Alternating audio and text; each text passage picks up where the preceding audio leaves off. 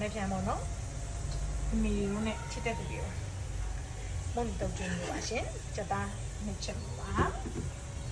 ပြည့်စင်နေပါရှင်အားလုံးပဲမင်္ဂလာပါရှင်ဒီနေ့မီရိုလည်းရောက်နေတော့ပေါ့နော်မုန်တုတ်ကျင်းလို့ပါလို့ဒါကတော့ဒီစက်သားအနှစ်ချက်ထားတာပေါ့နော်အစီရောပေါ့အစီလည်းနည်းနည်းများထားတယ်မုန်တုတ်ပါဆိုတော့လေအရသာတွေကတော့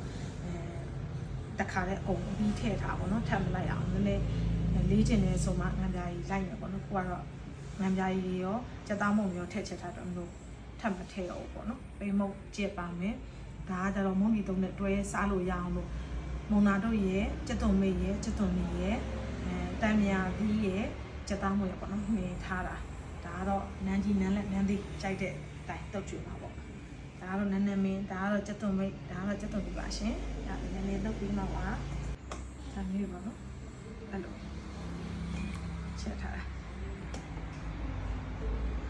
ချက်ထားတာပါဆက်စီထားနော်အိမ်နဲ့ဦးနေဖြစ်ဖြုံးနေပါစေဒါ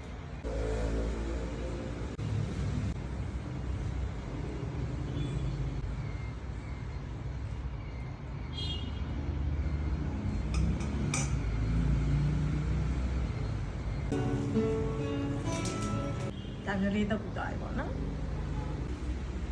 ကိုပြောစားကောင်းဟုတ်ရှယ်ပဲမင်းကောင်းပါလေမင်းကောင်းပါလေငါတို့ကချောပြောမှာ